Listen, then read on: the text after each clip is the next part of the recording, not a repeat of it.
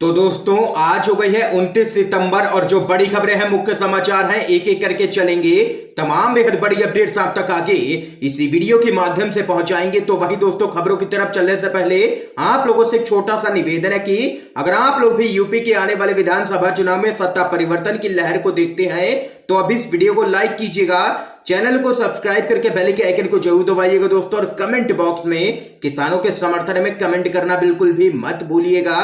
जय जवान जय किसान। तो आइए दोस्तों, पहली बड़ी खबर जान लेते हैं। राहुल गांधी की मौजूदगी में कांग्रेस में शामिल हुए हैं कन्हैया कुमार। जिग्नेश मेवाड़ी भी मोदी सरकार के खिलाफ आए हैं। साथ आप लोगों को बताते चले, जेएनयू छात्र संघ के पूर्व अध्यक्ष और वामपंथी नेता कन्हैया कुमार और गुजरात के दलित नेता और निर्दलीय विधायक जिग्नेश मेवाड़ी कांग्रेस पार्टी में शामिल हो गए हैं। कांग्रेस के नेता राहुल गांधी ने अपनी ही मौजूदगी में दोनों नेताओं को पार्टी मुख्यालय में पार्टी की सदस्यता दिलवाई है। और वहीं कांग्रेस में शामिल होने के बाद कन्हैया कुमार ने कहा है कि मैं कांग्रेस में शामिल हो रहा हूं क्योंकि यह सिर्फ एक पार्टी नहीं है बल्कि यह एक विचार है।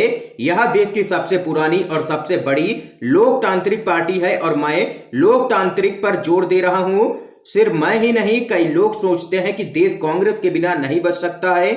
और वहीं कन्हैया कुमार ने आगे कहा है कि कांग्रेस बचेगी तभी देश बचेगा। और वहीं इस मौके पर राहुल गांधी ने कहा है कि झूठ के साम्राज्य में सच से ही क्रांति आती है। और उन्होंने आगे कहा है कि नए पुराने सभी साथियों को मिलकर के इस सत्याग्रह में भाग लेना ही होगा और लड़ाई लड़नी ही पड़ेगी इन लोगों के खिलाफ जो देश को बांट रहे हैं। ये यहाँ पर दोस्तों देख सकते हैं, बड़ी खबर है, कन्हैया कुमार कांग्रेस पार्टी में शामिल हो चुके हैं। एक और बड़ी खबर बताते चलें। किसान नेता राकेश टिकैत ने गोदी मीडिया को दे दी है आखिरी चेतावनी। बोले अगला टारगेट मीडिया हाउस है। आप लोगों को बताते चले, भारतीय किसान यूनियन के नेता राकेश टिकैत ने पत्रकारों से बात करते हुए मीडिया हाउस को चेतावनी देते हुए कहा है कि हमारा अगला टारगेट मीडिया हाउस है। आप लोगों को बताते चले, राकेश टिकैत ने गोदी मीडिया को चेतावनी देते हुए कहा है कि आप सब लोग हमारा साथ दो। अब अगला टारगेट मीडिया हाउस है, आपको बचना है तो साथ दे दो, नहीं तो आप भी गए। दरअसल दोस्तों, राकेश टिकैत लगातार किसान आंदोलन को लेकर के आगे बढ़ रहे हैं। आप लोगों को बताते चलें, मीडिया से बातचीत में टिकैत ने यह भी कहा है कि भाजपा को बेचने की बीमारी है, कानून बना करके आधा देश बेच दिया।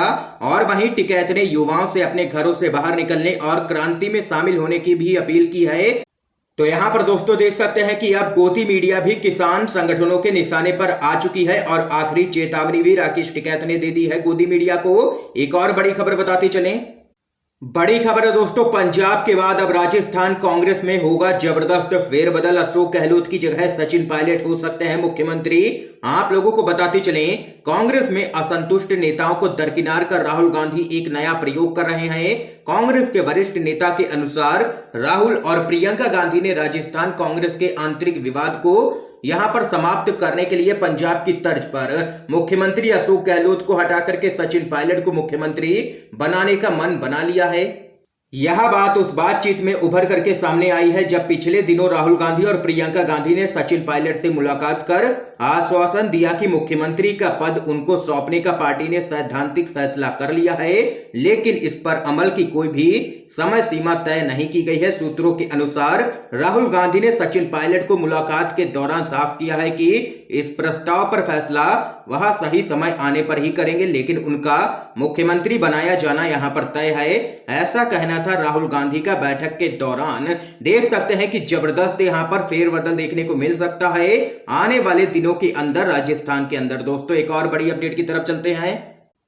पश्चिम बंगाल में बीजेपी को लगा है तगड़ा झटका। त्रिस्तरीय पंचायत चुनावों से पहले सिलीगुड़ी में 650 भाजपा समर्थक टीएमसी में हुए हैं शामिल। आप लोगों को बताते चले दोस्तों, सिलीगुड़ी के अलग अलग इलाकों के कुछ पदाधिकारियों सहित करीब 650 भाजपा समर्थक टीएमसी में शामिल हो गए हैं।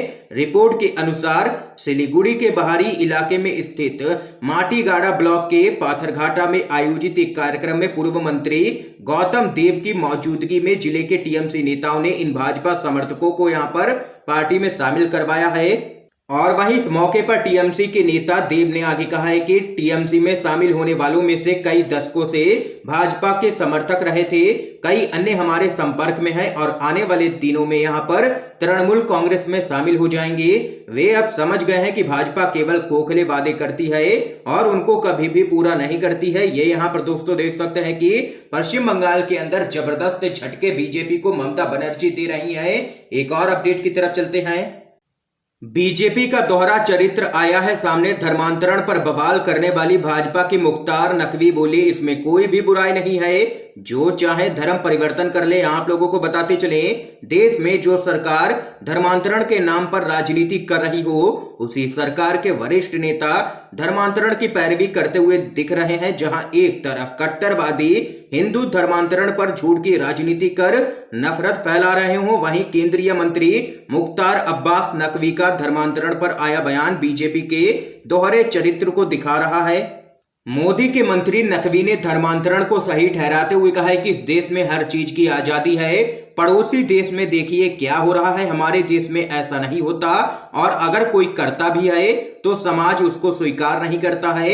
ये यहाँ पर बयान सामने निकल के आया है मोदी सरकार में मंत्री नकवी का और यहाँ पर उन्होंने धर्मांतरण को सही ठहराया है। लेकिन वहीं दूसरी तरफ बीजेपी है जो इस पूरे मामले को लेकर के देश में हो हल्ला मचाए है। तो दोस्तों देख सकते हैं कि कैसे इस पूरे मामले को लेकर के बीजेपी का दोहरा चरित्र सामने निकल के आया है। एक और बड़ी खबर जान लेते हैं। आरएसएस पर भड़के हैं आरजेडी के नेता, बोले अन्नदाता को वो लोग पाकिस्तानी बता रहे हैं जो खुद अंग्रेजों के दलाल थे।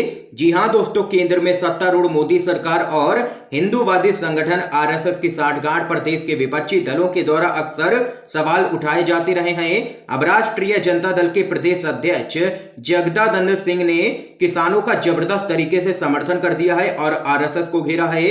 आप लोगों को बताते चले, आरजेडी के नेता जगदानंद सिंह ने मीडिया से बातचीत की है। इस दौरान उन्होंने आरएसएस को अंग्रेजों का दलाल करार दिया है।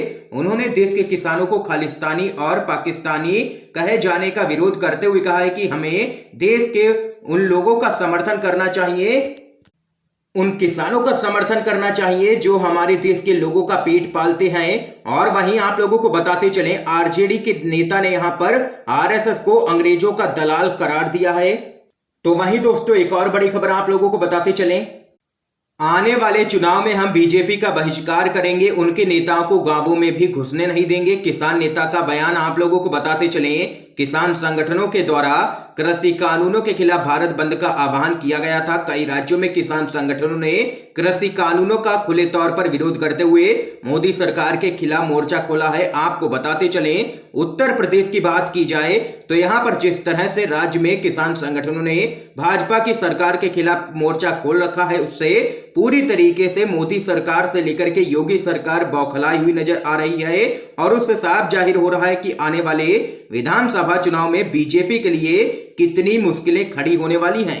और वहीं आप लोगों को बताते चलें, भाजपा सरकार को किसान नेता ने चेतावनी दे दी है। आप लोगों को बताते चलें, किसान नेता मांगे राम त्यागी का कहना है कि हम सरकार को यह कहना चाहते हैं कि हम देश के किसान हैं, हमने आपको 70% वोट देकर के आपको यूपी और दिल्ली की सत्ता में भेजने का काम किया है।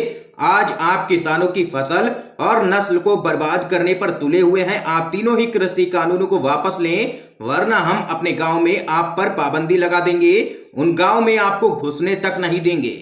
और वहीं आगे आप लोगों को बताते चलें, आजकल ऐसी कई खबरें सामने निकल के आ रही हैं कि कई गांव से भाजपा के नेताओं और मंत्रियों को उल्टे पांव खदेड़ा जा रहा है। देख सकते हैं कि यूपी विधानसभा चुनाव में बीजेपी के लिए साफ तौर पर मुश्किलें खड़ी होती हुई नजर आ रही हैं। दोस्तों एक और बड़ी खबर जान लेते हैं।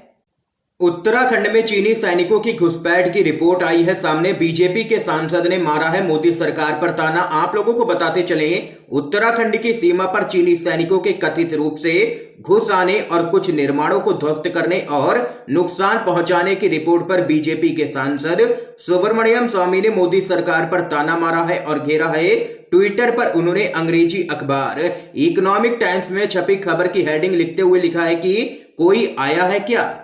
ये यहां पर चीनी घुसपैठ को लेकर के बीजेपी के सांसद सुब्रमण्यम स्वामी ने मोदी सरकार को घेरा है। दोस्तों एक और बड़ी खबर बताते चलें, दिल्ली दंगों पर हाई कोर्ट की सख्त टिप्पणी, कहा सोची समझी साजिश है, अचानक नहीं हुआ था कुछ भी। आप लोगों को बताते चले, दिल्ली दंगों को लेकर के दिल्ली हाई कोर्ट ने सख्त टिप्पणी की है। कोर्ट ने कहा है कि यह एक सोची समझी साजिश थी, अचानक से कुछ भी नहीं हुआ था। आप लोगों को बताते चले, पिछले साल फरवरी महीने में दिल्ली में हुए दंगों की एक मामले पर सुनवाई करते हुए दिल्ली हाई कोर्ट ने सख्त टिप्पणी करते हुए इसे पूर्व नियोजित करार दिया है। कोर्ट ने कहा है कि दंगे किसी घटना की प्रतिक्रिया के कारण नहीं हुए, बल्कि इसे सोची समझी साजिश के तहत ही अंजाम दिया गया। ये यहां पर कड़ी टिप्पणी कर दी है दिल्ली हाई कोर्ट ने। दोस्तों, इस समय की आज की सभी बड़ी खबरें थी जो हमने आप लोगों तक पहुंचाई हैं। इन खबरों को लेकर के आप लोगों की क्या कुछ राय है, जरूर बता सकते हैं कमेंट बॉक्स में कमेंट करके। वीडियो को ज्यादा से ज्यादा शेयर कीजिएगा ताकि आप सभी के दोस्त भी इन खबरों को जान सकें। वीडियो देखने के लिए दोस्तों आप सभी का बहुत बहुत धन्यवाद। जय हिंद, जय भारत।